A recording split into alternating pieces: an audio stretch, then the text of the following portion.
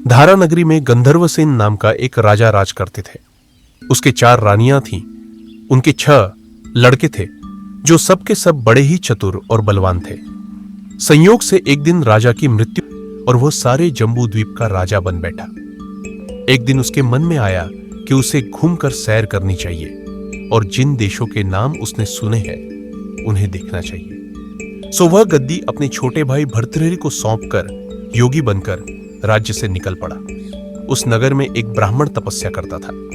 एक दिन देवता ने प्रसन्न होकर उसे एक फल दिया और कहा कि इसे जो भी खाएगा वह अमर हो जाएगा। ब्राह्मण ने वह फल लाकर अपनी पत्नी को दिया और देवता की बात भी बता दी। ब्राह्मणी बोली, हम अमर होकर क्या करेंगे? हमेशा भीख मांगते रहेंगे, इससे तो मरना ही अच्छा है। तुम इस फल को ले जाकर राजा को दे आओ और बदले में कुछ धन ले आओ। यह सुनकर ब्राह्मण फल लेकर राजा भर्तृहरि के पास गया और सारा हाल कह सुनाया। भर्तृहरि ने फल ले लिया और ब्राह्मण को 1 लाख रुपए देकर विदा कर दिया। भर्तृहरि अपनी एक रानी को बहुत चाहता था। उसने महल में जाकर वह फल उसी को दे दिया। रानी की मित्रता शहर कोतवाल से थी। उसने वह फल कोतवाल को दे दिया। कोतवाल एक वेश्या के पास जाया करता था। वही उस फल को उस वेश्या को दे आया। वेश्या ने सोचा कि यह फल तो राजा को खाना चाहिए।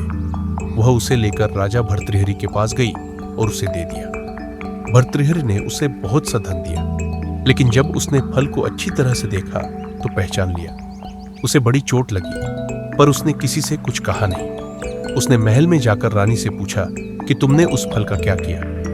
रानी ने कहा, मैंने उसे खा लिया। राजा ने वह फल निकालकर दिखा दिया।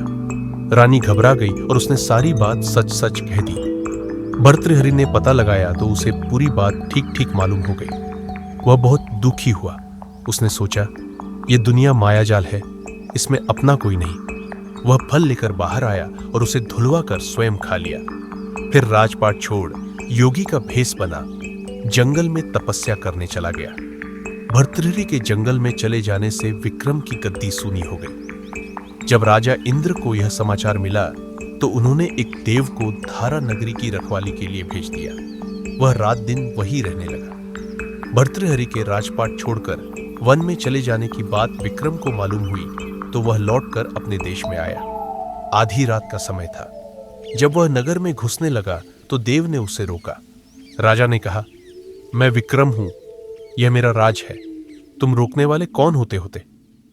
देव बोला, मुझे राजा इंद्र ने इस नगर की चौकसी के लिए भेजा है। तुम सच्चे राजा विक्रम हो तो आओ, पहले मुझसे लड़ो। दोनों में लड़ाई हुई। राजा ने जरा सी देर में देव को पछाड़ दिया। तब देव बोला, हे राजन, तुमने मुझे हरा दिया, मैं तुम्हें जीवन दान देता हूं। इसके बाद देव ने कहा, राजन, एक नगर और एक नक्षत्र में तुम 3 आदमी पैदा हुए थे। तुमने राजा के घर में जन्म लिया, दूसरे ने तेली के और तीसरे ने कुम्हार के। तुम यहाँ का राज करते हो, तेली पाताल का राज करता था। कुम्हार ने योग साधकर तेली को मारकर शमशान में पिशाच बना सिरस के पेड़ से लटका दिया है। अब वह तुम्हें मारने की फिराक में है, उससे सावधान रहना। इतना कहकर देव चला गया और राजा महल में आ गया। राजा को वापस आया देख सबको बड़ी खुशी हुई। नगर में आनंद मनाया गया। राजा फिर राज करने लगा।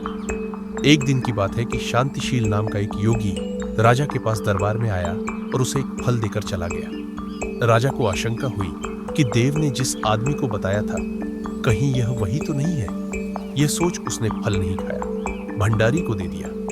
योगी आता और राजा को एक फल दे जाता। संयोग से एक दिन राजा अपना अस्तबल देखने गया था।